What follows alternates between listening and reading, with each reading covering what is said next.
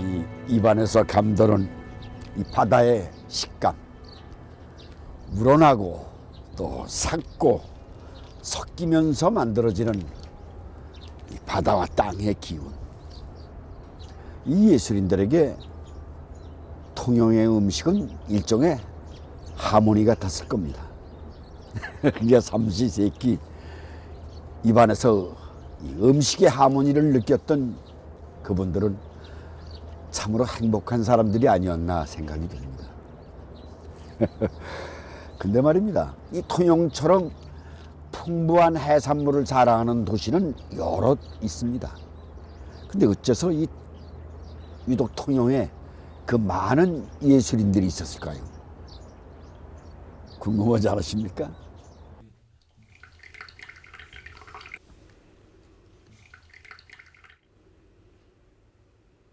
많은 예술인들이 통영에서 태어난 데에는 어떤 역사적 필연이 있었습니다.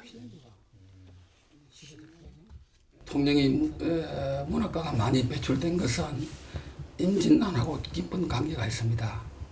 통영의 삼도수군 통제영이 이렇게 만들어짐으로 해서 전국의 장인들이 전쟁을 수행하기 위해서 통영으로 몰려듭니다. 통영은 이순신의 삼도수군 통제영이 있던 곳이었습니다. 전쟁에 필요한 작전 지도를 그리는 사람에서부터 각종 병기를 만드는 사람까지 조선 팔도에 내놓으라 하는 장인들은 모두 통영으로 몰려들었죠. 근데 7년 전쟁이 끝나고 그들 중 일부는 통영에 남습니다.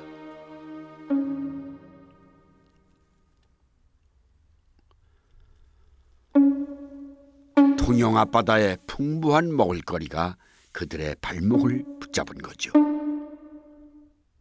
그 예술적 DNA가 이어져 내려온 곳이 바로 통영입니다. 서정주 시인은 자신을 키운 발활이 바람이라고 했다죠. 통영의 예술을 만든 발활은 아마 음식이 아니었을까요?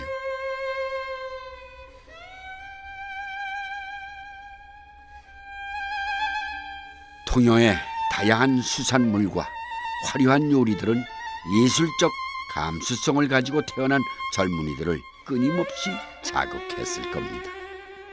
그 정서적 충만함이 현실과 충돌하면서 시가 되고 그림이 되고 음악이 되었죠.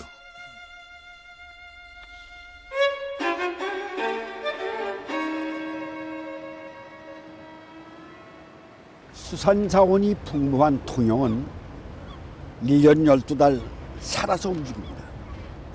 살아 움직이는 통영의 음식 문화, 문학적 감수성을 가지고 이 통영에서 태어난 사람이라면 살아 움직이는 이 생명과의 독대를 피할 수가 없었을 겁니다. 이것은 소리 없는 아우성. 저 푸른 해원을 향하여 흔드는 영원한 노스텔지아의 손수건. 순정은 물결같이 바람에 나부끼고 오로지 맑고 곧은 이념의 푯대 끝에 애수는 백로처럼 날개를 펴다. 아, 누구인가? 이렇게 슬프고도 애달픈 마음을 맨 처음 공중에 달 줄을 안 그는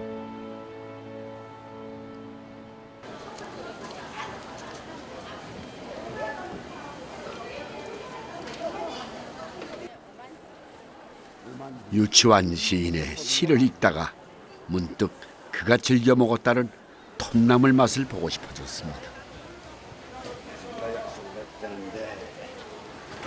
아줌마, 어서오세요. 소개받아가지고 임사 아주머니 보고 해달라고. 예, 아이고 이렇게 오셨습니다. 네, 반갑습니다. 한 해 잘 보내셨죠? 예. 예. 이게 톱나물이래. 좀 샀어.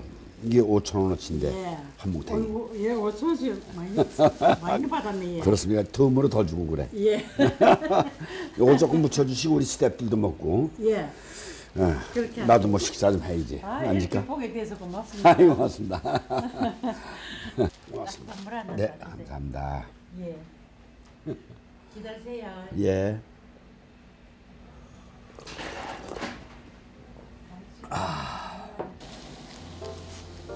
토새는 우유의 10배가 되는 칼슘이 있어 성장 발육에 좋고 또 아연이 풍부해 탈모도 방지해 준다고 합니다.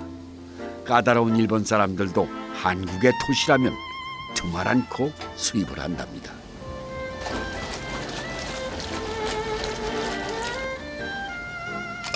소금을 넣고 살짝 데친 톳을 먹기 좋게 적당히 썹니다.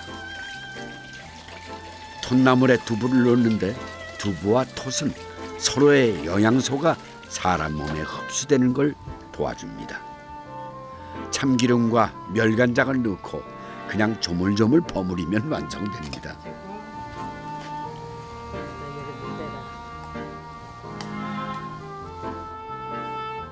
식사 때를 맞춰오면 장사에 방해가 될까봐 불어 이른 시간에 왔는데 바쁘게 움직이시는 걸 보니 좀 송구했습니다.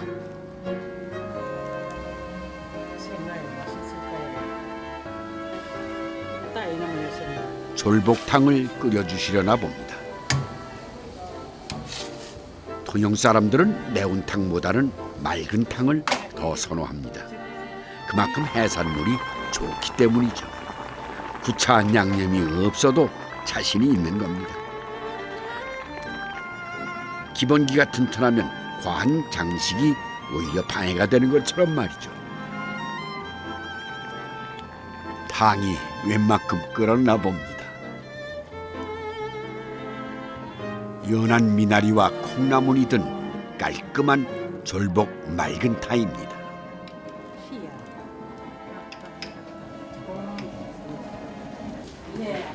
이렇게 오셔서 아이고 수고하셨습니다.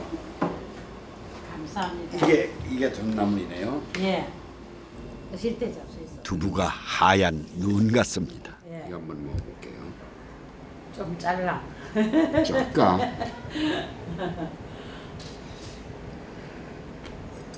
안 짧습니까? 안 잔데 아주 양념을 적당히 잘했어. 맛. 그랬습니까?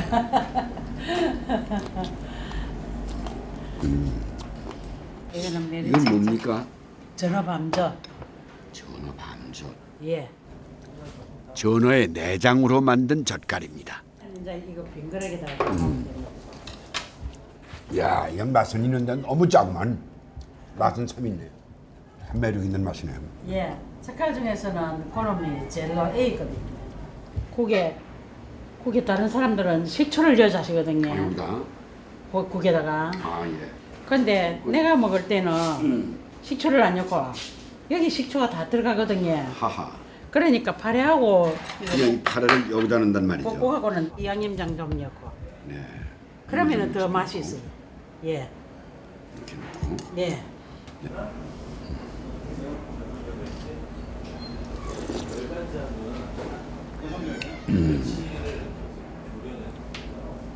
멸치를 매일 챙겼어. 예, 멸치를 사겠어. 야, 아주머니가 참 이렇게 시원하게 끓이는 방법을 좀 예. 이게 생선만 싱싱해서 이렇게 시원한 맛이 나는 게 아니라 아주머니 손끝에 무슨 비법이 있으신 것 같아. 아니, 어? 저 이거 보고가 네. 그동안에 내 보고가 생목이 안 났는데 요즘에 생목이 났어요. 그래서 생목이 쫄복, 훨씬 조그만 거. 쫄복. 네. 비법은 고기를 역시 초장에 바다에 있었습니다. 찍어 가시고 그러면. 바다가 어느 때 무엇을 내어주느냐에 따라 밥상의 격이 달라지는 겁니다. 그 때를 기다리지 못해 억지스러운 맛을 내려다 보니 인공조미료가 필요한 거죠. 바다가 내어준 것을 어떻게 이용하느냐는 밥상을 차리는 우리들의 몫입니다. 외식업이 발달하면서 그 권한과 책임이 어머니의 손끝에서 주방장의 손끝으로 넘어가고 있지만 말입니다. 이거 시원하니까. 물메기탕을 시켜 드시는 이분들은 통영음악제 관계자분들입니다. 유리상 선생을 아는가 하여 몇 마디 질문을 해봤습니다. 유리상 선생님 여기 한국에 계실 때는 이 메뉴가 이렇게 개발이 많이 안 됐던 것 같아요. 예전에는 이게 고기가 못 생겨가지고 나오면 입지에서 사료를 많이 썼답니다. 이게 이제 어느 날 미식가들 입에 이렇게 오르내리면서 요즘 뭐 겨울에 가장 대표적인 별미가 되는 것 같아요. 겨울에는 이게 또 물메기가 아주 물메기탕의 맛을 알았다면은 윤희상은 그걸 어떤 맛이라고 표현을 했을까요? 저는 이제 독일에서 제가 유학할 때 이 선생님 몇 번 뵙고 같이 식사한 적이 있는데 예, 그때 선생님 그때도 생선 되게 좋아하셨던 걸로 기억하고요. 독일이란 나라가 바다가 이제 북쪽에 아주 조금만 접해 있기 때문에 그 생선이 그렇게 크게 생선 음식이 발전을 못했습니다. 그래서 이제 늘 고향 음식들 특히 이제 생선 요리 같은 거 많이 좀 생각하시고 그래서 생선 그림도 보고들 좋아하셨다는 얘기도 제가 들었습니다.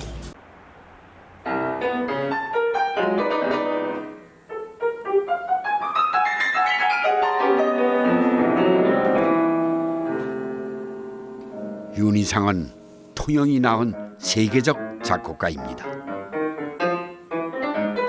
그의 곡은 좀 어렵습니다. 저는 아무리 들어도 잘 모르겠더군요. 근데 어떻게 들으면은 그의 음악에서 해산물들이 예측 불허로 꿈틀대는 그런 모양이 그려지기도 합니다.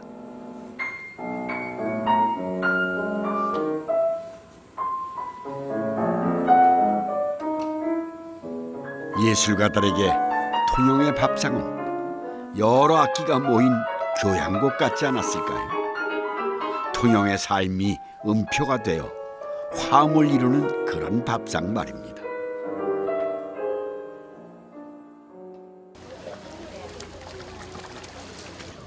통영의 경제를 이끄는 해산물 3개를 들라면은 굴과 멸치 그리고 장어입니다. 장어는 윤희상이 좋아했던 통영의 음식 중 하나였죠.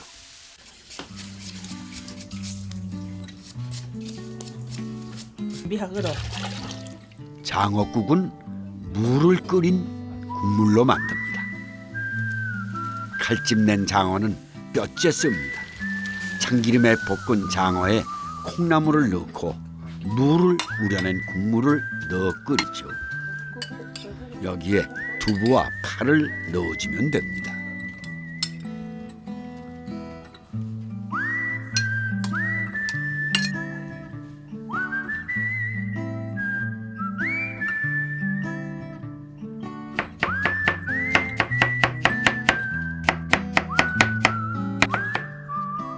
통영 비빔밥은 전주 비빔밥만큼이나 이곳에서 유명한 전통 음식입니다. 통영 비빔밥 재료의 특징은 무와 호박을 간하는 데에 각종 해산물을 넣는다는 겁니다. 해물이 들어가야 맛있네.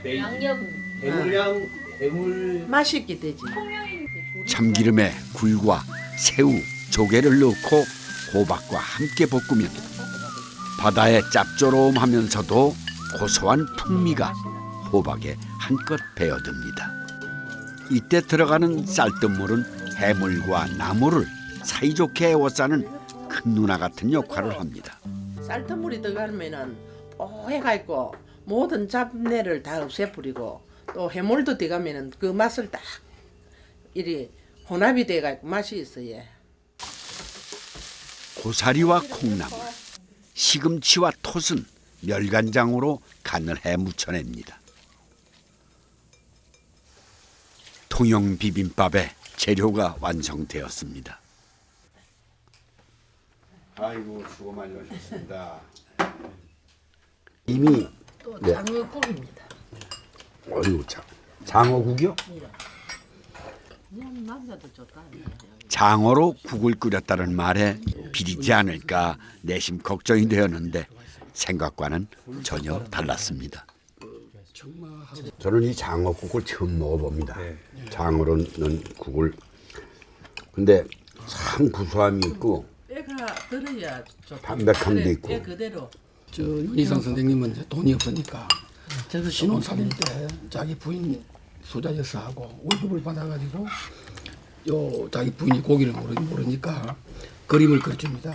이게 장어다 이래가지고 그 그림을 들고 이제 시장 가서 사가지고 이 고기를 이제 구워가지고 뼈하고 씹혀서 뼈에서 나오는 그 국물이 더 맛있네요.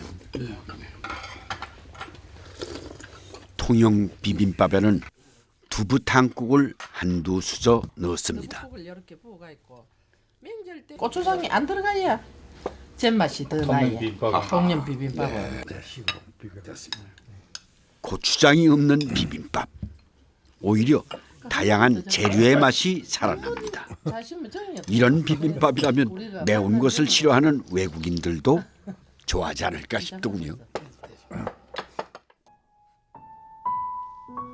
사실 통영 비빔밥은 통영이 나온 소설가 김용익이 좋아하는 음식이었습니다. 우리에겐 다소 낯설지만 영어로 쓰여진 김용익의 소설 꽃씨는 노벨문학상 후보에 오르기도 한 작품이죠. 소설 꽃씨는 백정의 아들이 꽃신집 처녀를 사랑한 이야기입니다. 꽃신장이는 백정의 아들을 사위로 받아들이지 않았습니다. 청년이 꽃신을 다시 만난 건 한국전쟁이 한창이던 어느 시장통에서였습니다. Keep the shoes for your daughter. For a moment, I wondered 당신 whether 따님을 위해 I had married or 이 not. 꽃신을 가지시오. Then I realized it no longer mattered. 잠시 동안 She was now 그녀가 결혼했는지 어떤지를 생각했으나 이제는 다 소용없다는 것을 알았다. alive somewhere to receive them. 그녀는 이 꽃신을 가지게 될까? She held them all close 다만 for a moment. 그녀가 어느 곳에 있던 Walked out, bent 꽃신을 over the 받아줬으면 side, as if 싶었다. carrying a baby. My daughter, she said, is dead. 그 애는 She was killed 죽었다. last summer in the bombardment. 그 애는 지난 여름 Mom, 폭격에 but I already 죽었다. knew. I had already felt this death in my 아, 그러나 Opening the umbrella, 나는 이미 I 알고 followed her a few 있었다. steps behind. Stretching my 오래전 arm forward, 내 shouted. 예감은 그녀의 죽음을. Someone behind us shouted. Outside the 시장 market, 밖에는 the wind 바람이 blew snow. 눈을 휘몰았다. I brought the umbrella back to 바람에 its 날리지 않게 우산을 so that the 반쯤 wind 펴서 would not take it away. 꽃신을 가진 부인이 넘어지지 않기를 바라며 Hoping she would not fall 그녀의 뒤를 into the 따른다. soaked brocade shoes.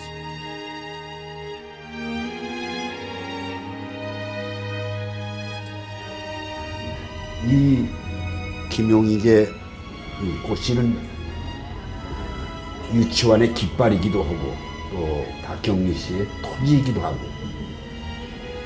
김춘수의 꽃이기도 한 것 같습니다. 그러니까 거대한 역사의 흐름에 버림받고 또 상처받고 소외되지만 결코 그 놓을 수 없는 한국인, 그러니까 우리 자신만입니다.